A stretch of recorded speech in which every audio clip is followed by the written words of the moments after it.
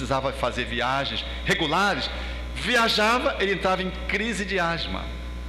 Com a leitura que eu estou colocando a vocês, essa leitura mais macro, ele já tinha absorvido essa compreensão que a mãe tinha lhe passado, e ele já conseguia identificar que ele não dava conta de quando a mãe viajava. E ele queria que a mãe, inconscientemente, não viajasse. Ficava doente, porque quando a pessoa fica doente, normalmente o pai e a mãe não viajam, como aconteceu com ela muitas vezes, que ela deixou de viajar porque ele estava doente, porque ele era menorzinho. Depois ela entendeu a dinâmica e começou a trabalhar, e viajava, e a gente ficava tomando conta da criança e ia compondo a relação de uma forma mais saudável. Dois exemplos, eu vou citar mais um, para a gente poder entender como é que essa história de saudável e não saudável, e o membro da família que está doente, revelando a dinâmica da família como um todo que está doente. Eu fui procurado por uma mãe que me trouxe o filho usuário de maconha, e ela me dizia assim: doutor, eu sempre dizia que preferiria morrer ou perder um filho pela morte a ter que cedê-lo para as drogas. Eu não aguento, doutor, e o meu filho está usando maconha. Eu atendi o garoto, comecei a atendê-lo, um garoto muito sensível, e comecei a perceber o garoto, o jovem, como uma janela através da qual eu via a família, e logo me dei conta da dinâmica familiar, e estabelecemos a terapia de família. Então a família toda veio ao consultório, era o pai, a mãe, ele e uma irmã, um ano mais velha que ele. E a relação, a sessão terapêutica, nós a conduzíamos a cada 15 dias, numa dada sessão. Quando ele já estava livre da maconha em função dos atendimentos que estavam sendo feitos, ele disse: doutor, o senhor quer uma opinião minha aqui, sincera, na frente dos meus pais? Quem precisa de terapia aqui é a mamãe, não sou eu. Ele disse o que era óbvio, porque eu continuava atendendo a família e fazia sessões individuais com ele.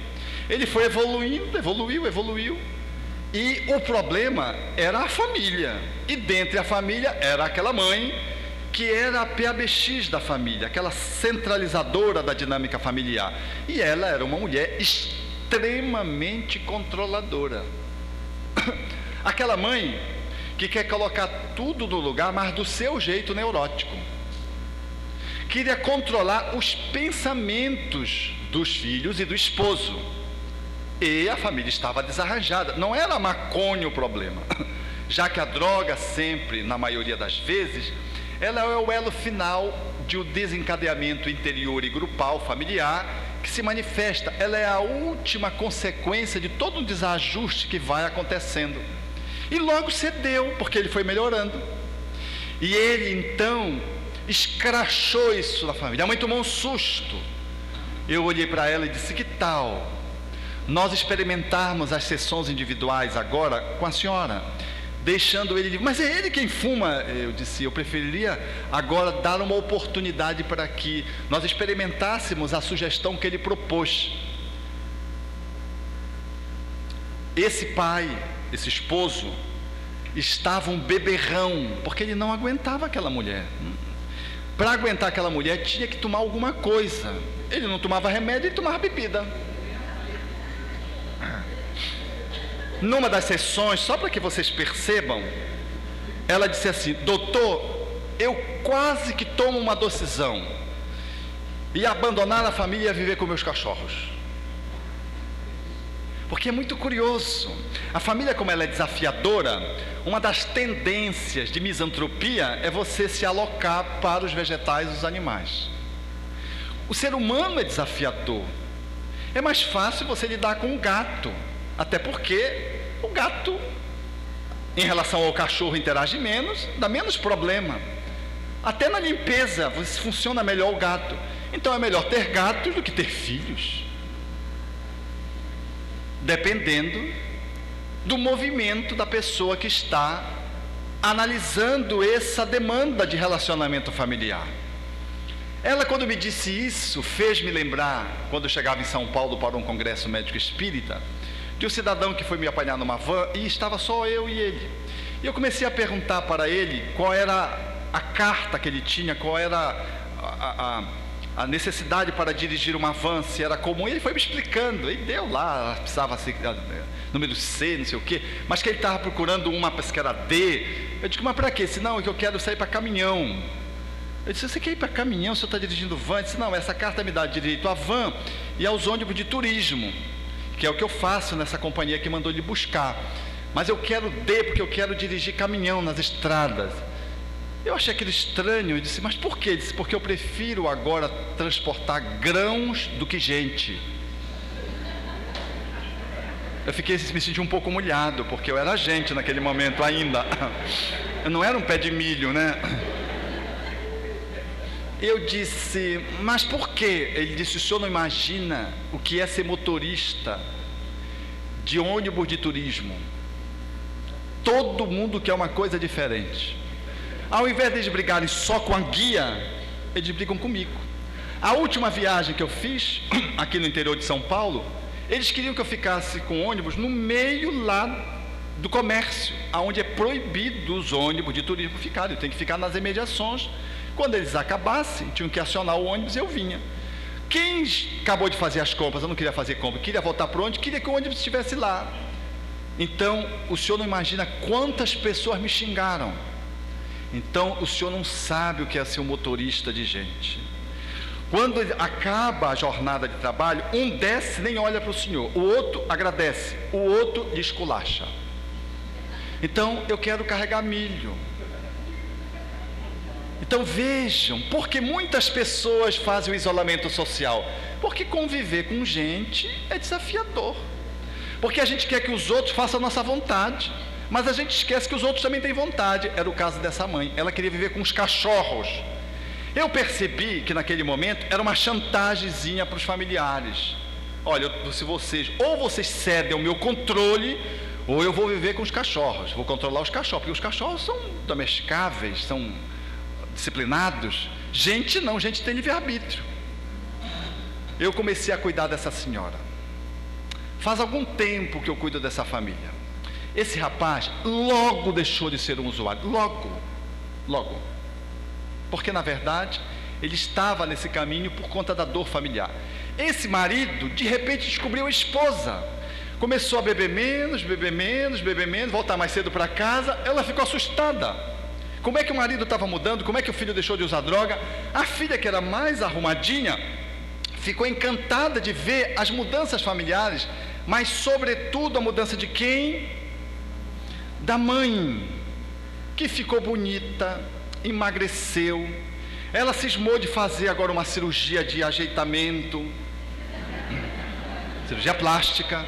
O esposo ficou mais encantado. Gente, a família era outra, depois de 1 ano e meio mais ou menos de atendimento familiar. A cada 15 dias nós nos encontrávamos.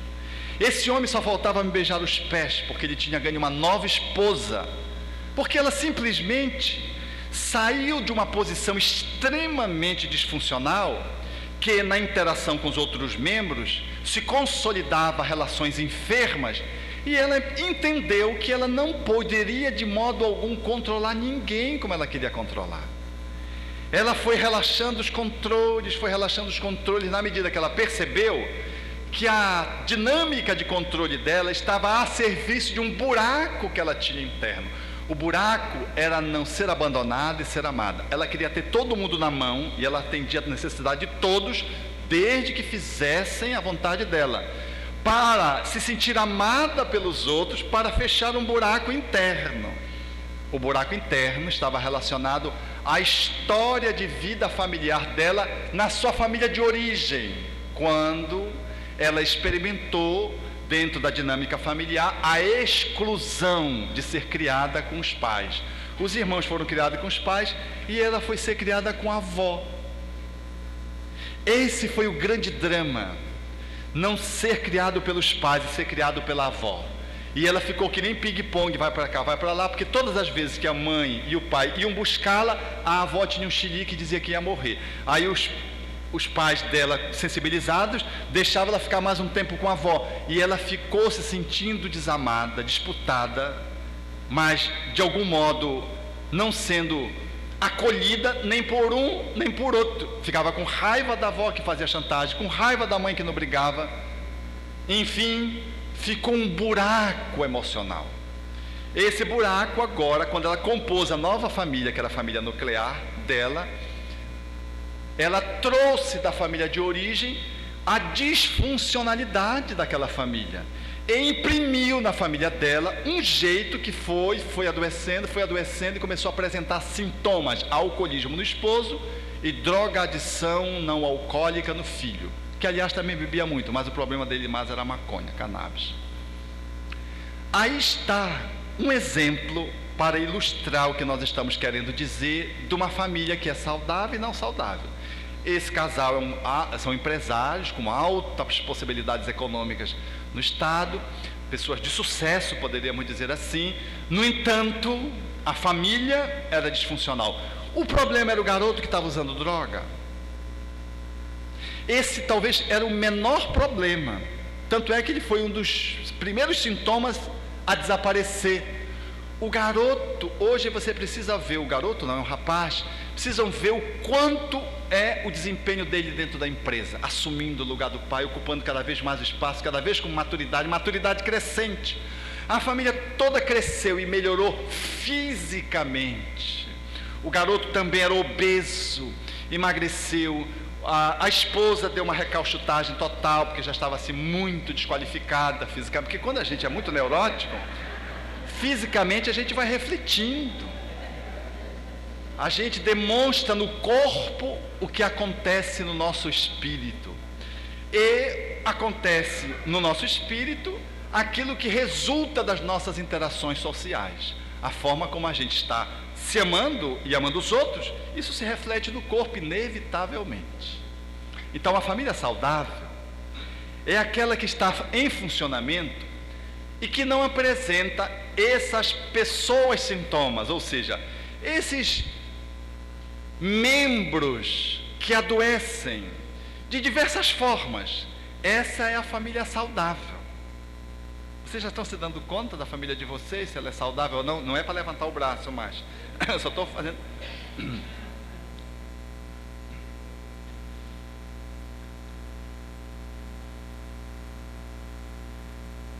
E como é que a gente conhece que uma família está funcionando bem?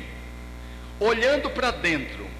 Porque uma das formas que a gente tem de olhar uma família é pela fotografia. Do ponto de vista terapêutico, a gente traga o álbum de família, aí você logo percebe quem ama quem não gosta de ninguém, quem já percebe. E uma das características da família saudável, sabe qual é? É que sempre tem fotos da família, todo mundo junto em dias festivos, não falta ninguém. Por que não falta ninguém? Porque nos dias de festa a gente não briga, porque você não vai matar sua avó que está fazendo 70 anos brigando com seu pai, não é verdade? Então você silencia a sua encrenca. Você, como pai, não vai pegar no pé da filha que está desmiolada no dia em que a sua mãe está fazendo 70 anos, porque ela vai desencarnar, não vai aguentar esse desgosto. Quem é que vai aprontar alguma coisa no 15 anos de um dos membros da família, de uma mulher, por exemplo? Todo mundo segura a sua onda e nas datas comemorativas a família, ela é feliz, só na foto. Por isso estão todos juntos, todos os membros estão na foto.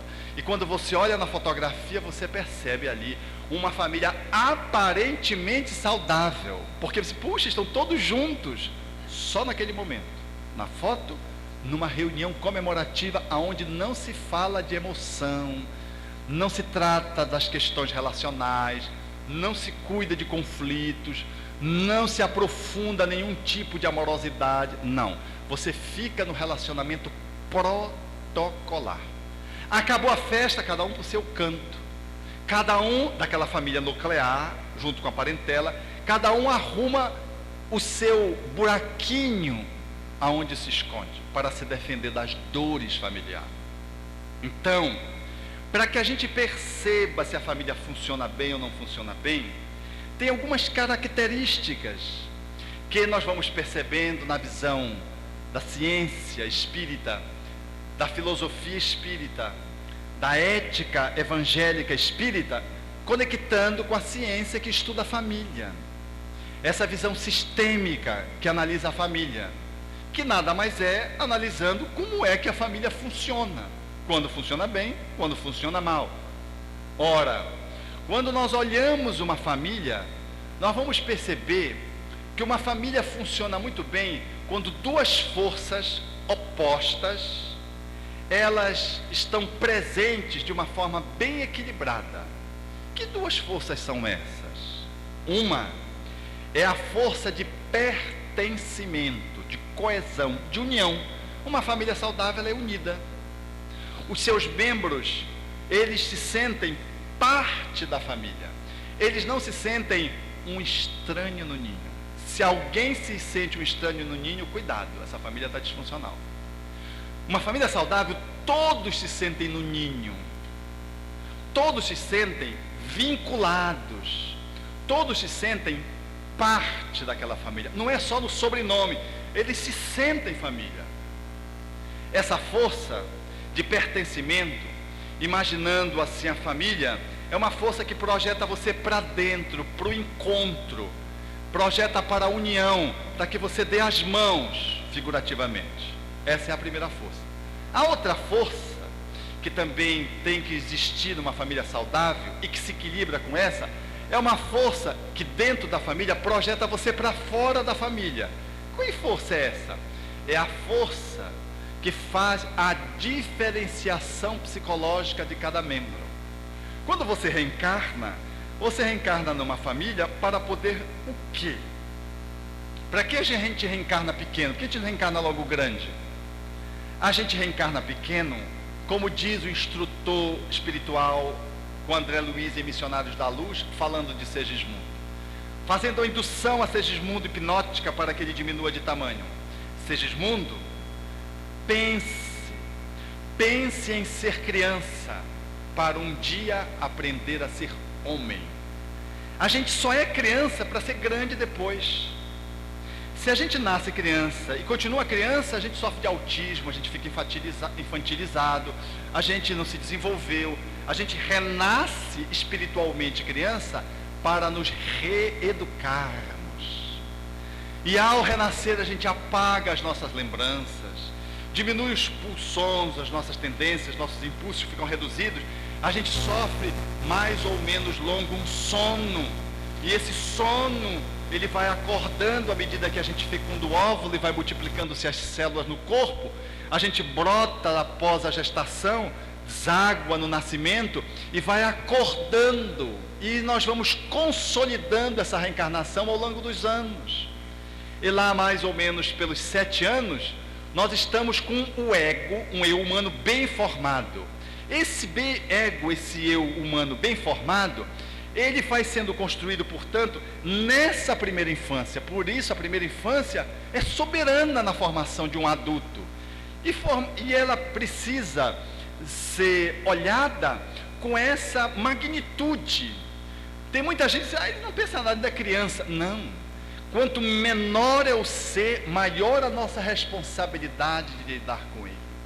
Então os pais, eles têm a responsabilidade de educar o filho que renasce no ovo zigoto para, desde o ventre materno, e se pudéssemos pensar até antes, quando a gente lê, por exemplo, a situação de Segismundo, quando aquele lá, ele inviabilizava a reencarnação de Segismundo, determinando a esterilização dos espermatozoides, o que, boa medida, se poderia dizer numa visão espiritista, que o processo reeducativo, ele se dá antes do espírito reencarnar.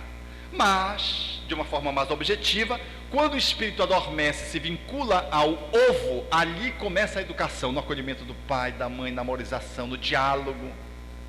Eu estou com uma irmã grávida. É curioso, o esposo chega e começa a conversar com a criança se mexe.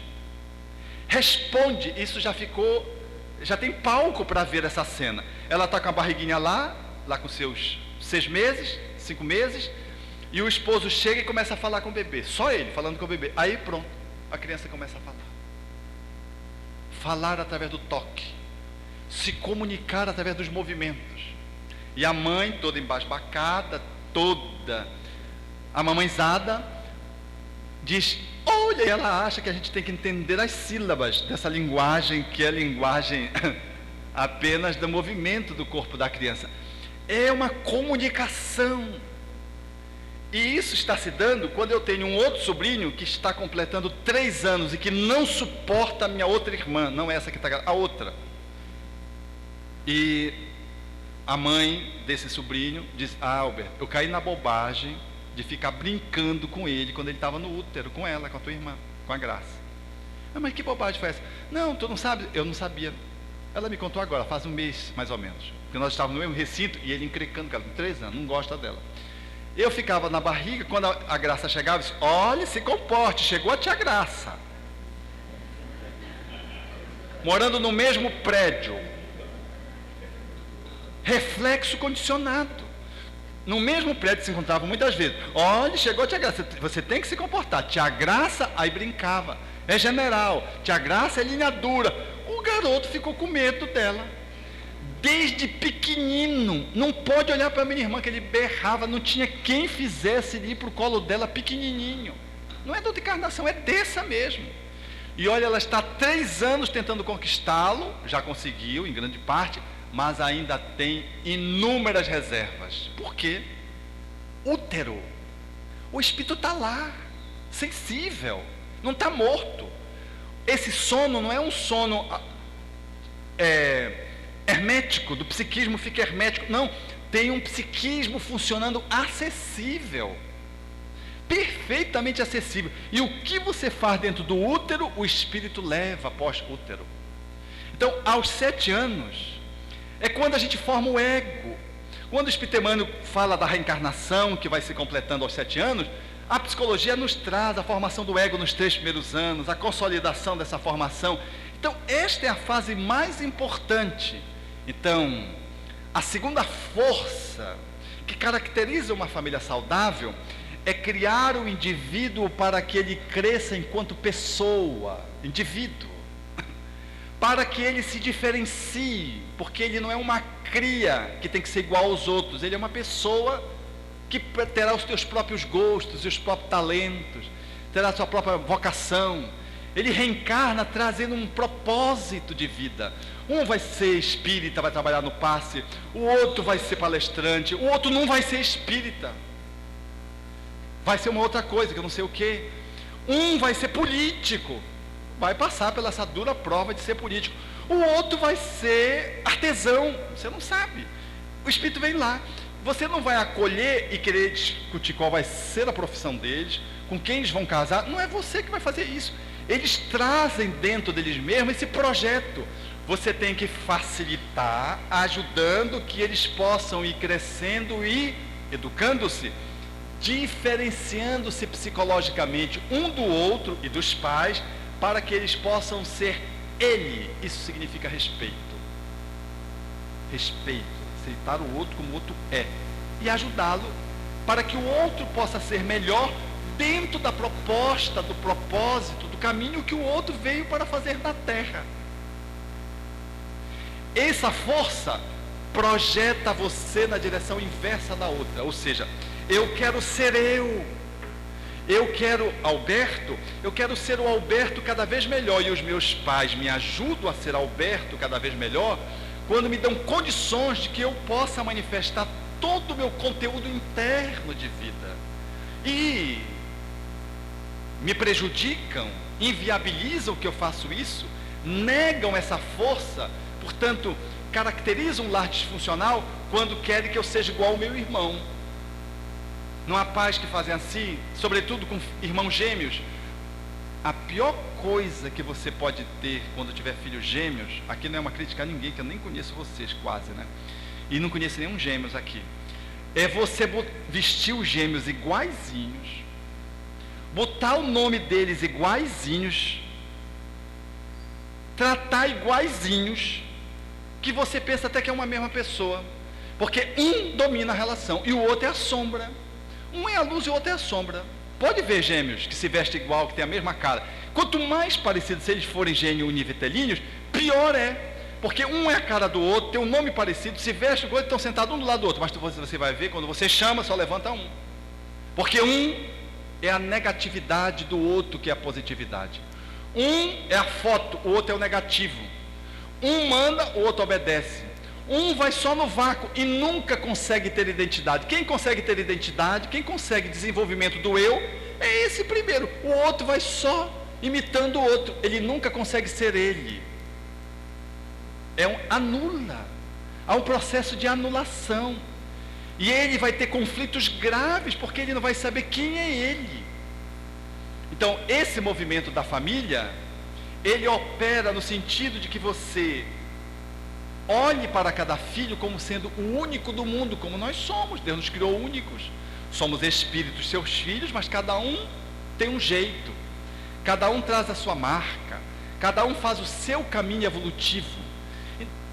Então, uma família saudável, ela tem essas duas forças. Uma que projeta para dentro. A outra que projeta para fora no sentido do desenvolvimento do ser, da diferenciação do ser, para que ele possa ser ele. Uma família saudável equilibra essas duas forças. Eu, Alberto, me sinto saudável, se me sinto acolhido como Alberto, sou estimulado positivamente nas minhas virtudes, no meu potencial, trabalhar as minhas encrencas no meu jeito, mas eu quero pertencer à minha família. Eu não quero ser excluído da família. Uma família disfuncional, o que é que ela faz? Uma das forças predomina sobre a outra. Aí o que é que acontece? Se a força do pertencimento funciona, você tem um bocado de filho tipo soldadinho, um é igual ao outro, os comportamentos são tudo parecidos, ninguém é ninguém ali. Eles não têm identidade, porque eles são massacrados pelos pais, que não lhes permite a individualidade se manifestar. Não é o individualismo, é a individualidade, o jeito personalizado de cada um ser. Essa família é disfuncional, ela anda, parece soldado atrás do chefe, por exemplo, se o chefe for o esposo, for o manda-chuva, eles andam, até chegam a andar em fila, tudo atrás dele, e às vezes lá atrás está a mulher, caxangando também, marchando. Você vê, é uma família sem identidade psicológica dos seus membros. Por quê? O pai diz, aqui tem que ser como eu quero, minha família é essa, e imprime um sentido de família, todos se sentem pertencentes, mas ninguém se sente como uma pessoa, considerada nas suas idiosincrasias, nas suas peculiaridades. Essa é uma família disfuncional. A outra família disfuncional é quando a força projeta você para fora, ou seja, eu quero, sou eu, como eu não consigo ser eu pulo fora dessa família, não pertenço mais a essa família. Ou me desertam, ou eu escapo. É o que faz muitos filhos. Quando ganham uma idadezinha, o que é que eles fazem? Arrumam um casamento, uma gravidez para sair de casa. Não é por amor, às vezes não tem nem condições econômicas, arrumam e eles escapam de casa. Por quê? Porque eles fogem, porque não conseguem pertencer àquele grupo. Eles têm a individualidade, querendo desenvolver a sua individualidade, essa força predomina, eles querem ser ele, deixa tudo para trás para serem eles. É o outro extremo. O outro, precipitadamente, jovem, vai fazer segundo grau no outro estado. Não é pós-graduação, não é especialização. Ele vai fazer segundo grau porque quer ficar longe da família. Ele quer ser ele, aí ele vai. Então ele rompe com a família. Quando ele vai assinar, ele nem assina o sobrenome da família. Às vezes ele cria até um pseudônimo, para mostrar que ele quer ser ele, e ele rompeu com a família. Ou os pais dizem, então você vai? Então vá. Você não é mais meu filho. Não, pode ir. Às vezes fala, e às vezes não fala, mas procede como.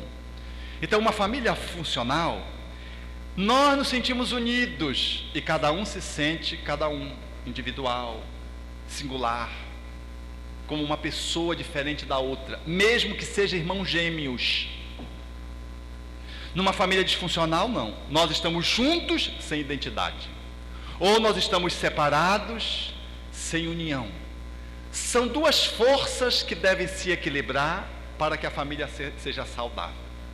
Mas que outros componentes nessa família que tem esse funcionamento, onde estão presentes mais ou menos essas duas forças, se equilibrando ou não, que outros ingredientes fazem parte de uma família saudável? que é quando essas forças se equilibram. Quais são os outros elementos que me ajudam a entender que essa família funciona bem e que, portanto, os seus membros se sentem unidos e cada um está se desenvolvendo espiritualmente, intelectualmente, fisicamente, educativamente, está se desenvolvendo integralmente? Que outros elementos fazem parte dessa estrutura e dessa dinâmica familiar? Uma família saudável, ela tem leis, então ela tem regras. Uma família que não tem regras é uma família disfuncional. Mas se uma família tem regras e essas regras são muito rígidas, ela é disfuncional também. Nem tão pouco, nem tão muito. Regras sempre. Se não tem regras é ruim. E se as regras elas são muito rígidas, essa família não funciona bem. O que é regras rígidas? Primeiro, o que é regras? As regras são as leis que nós compomos na família. E como é que a gente compõe essas leis? A gente senta e diz assim, bom, vamos fazer a nossa carta magna familiar, é assim que a gente faz? A gente vai anotar assim, bem, que horas a gente vai acordar, que horas a gente vai levantar, o povo vai estudar ou não vai estudar? Vai estudar em colégio público, colégio particular? A gente faz essas anotações? Não, você não faz isso. Essas leis, elas vêm dentro do esposo e dentro da esposa. E vêm da onde? Das famílias de origem. Por isso que casamento é coisa complicada. Porque vem uma pessoa de uma família, vem uma pessoa de uma outra família, e se encontram com educações diferentes, às vezes princípios diferentes, às vezes valores diferentes, não precisam ser antagônicos, diferentes, às vezes podem ser semelhantes, se encontram com índoles diferentes, com emoções diferentes, com histórias diferentes, com status econômico diferente, com status intelectual diferente, às vezes com religiões diferentes, às vezes com a mesma religião, mas com engajamentos diferentes. Gente, é muita coisa diferente de um lado, diferente do outro. Esses casais, eles trazem leis dentro de si, e quando eles se juntam, eles vão construir a família nuclear deles, a partir do que eles aprenderam na família de origem. Quando eles vão criar essa família nuclear, eles vão construir leis. Quais são as leis que eles vão construir? Aí, eu digo que é o pulo do gato para que um casamento dê certo. E para que a família funcione bem. Porque normalmente o casal faz isso no piloto automático. E vai, quem tem mais força, quem manda mais, vai imprimindo as suas leis, vai predominando daqui, vai algumas daqui, vem para cá. Aí compõem-se leis. Por isso que o filho logo não nasce. O ideal era que o filho demorasse um pouquinho para o casal se ajustar enquanto casal. Quando o filho já vem junto, já é uma confusão para saber como educa o filho. Um diz, não, à noite não se acorda em casa não, para dar seio para o filho. E ela diz, mas meu bem, em casa, a criança quem faz o horário. Diz, na sua casa que todo mundo é burro, porque na minha, a gente faz o horário, a gente vai perder a noite, vai educando a criança desde pequenina, dá a última mamada dela e só de manhã. Durma-se com um barulho desse. Uma diferença que eu estou falando, simplória, né, de alguém que nasceu e precisa comer. Como é que tu vai dar comida para ele? Tu vai dar com hora marcada? Ou tu vais dar aleatoriamente quando a criança pedir, conforme a família da mulher, ou então com hora marcada conforme a família do pai? Nesse momento você vai criar a lei, vai ter briga e tudo, quando definir alguma coisa, o segundo filho já vem em cima da lei que os pais criaram, entenderam? Por isso que era ideal os pais estabelecerem a convivência, os esposos, depois que eles vão convivendo, eles vão programando como é que vão educar os filhos, como é que vão aumentar, onde é que vão educar, religiosidade, educação intelectual, formal, como é que eles vão tratar, como é que vai ser a convivência, como é que esse caminho, como vão orientar os filhos do ponto de vista da profissionalização, como é que vai acontecer isso? O casal tem muita coisa para discutir antes do filho nascer. Antes do filho nascer, esse conteúdo deveria emergir. Quer você queira, quer não queira, você cria leis, que são regras. E essas regras fazem a família funcionar bem ou mal. Se essas regras, elas são muito difusas, como se não tivesse regras, ou seja, ela não obedece a um critério, não tem continuidade, tem regras, mas são regras anárquicas, então essa família não funciona bem. Mas se você consegue determinar normas, regras, legal, mas se for muito rígida, ela também não funciona bem. Por que não funciona bem? Porque uma criança de 3 anos é diferente de um adolescente de 10. Um adolescente de 10 é diferente de um adolescente de 21. E um adolescente de 21 é diferente de um filho que continua morando com os pais de 30. São 3 níveis diferentes. São ciclos vitais diferentes, que as regras elas precisam se adaptar. Se o casal for muito rígido nas regras, o que vai acontecer? Eles vão querer tratar o adolescente como tratavam a criança. O adolescente não consegue se desenvolver. Ele quer tratar o de 21 como se tivesse idade de 12. Esse jovem vai ter problema, ou esses pais vão ter problema com esse jovem. Vai haver conflito. Por quê? Porque essas regras, elas têm que ser flexíveis. Elas têm que ser claras. Uma família saudável, ela tem normas claras, nítidas. Não é coisa nebulosa, é claro. É o sim, ou não. E essas normas que são claras, elas se ajustam de acordo com cada situação. Por exemplo, os filhos estão estudando, tem umas regras. A hora de dormir, a hora de levantar. Se eles estão de férias, você flexibiliza, não flexibiliza? As regras da hora de dormir e da hora de acordar, elas ficam mais flexíveis quando eles estão de férias. Quando o filho está doente, tem uma regra. Quando ele está saudável, é outra regra. Você ajusta a regra. Você acomoda a regra a situações diferenciadas. Logo, os pais estão indo muito bem quando são crianças, mas quando chega na adolescência eles se perdem, porque eles querem manter a mesma dureza, a mesma regra. Eles nunca foram pais de adolescente nessa encarnação. E aí eles usam mão de ferro. O que acontece com o adolescente? Estribucha. Se ele for um espírito muito trevoso, ele enfrenta os pais e põe para quebrar. E a forma de pôr para quebrar, ele faz retaliação, ele boicota, aí é que ele sai para droga, ele entra no grupo de horror, no grupo da escola ele é expulso. Ele chega em casa, apanha, eu apanho, mas não é só amanhã na escola que eu vou aprontar. Aquilo fica num ciclo vicioso. Se ele é um espírito abobalhado, ele vai ficar abobalhado, acriançado, infantilizado. E se ele é um espírito maduro, que só acontece na Paraíba, de reencarnar espírito assim, ele vai ter um traquejo de diálogo, ele vai encontrar frestas para negociar com o pai, com a mãe, para que os pais possam ir flexibilizando. Ele vai ter espaço para mostrar como é que funciona em outras famílias, funcionalmente bem, que as normas são outras. Ele vai poder dizer que ele não tem mais aquela idade.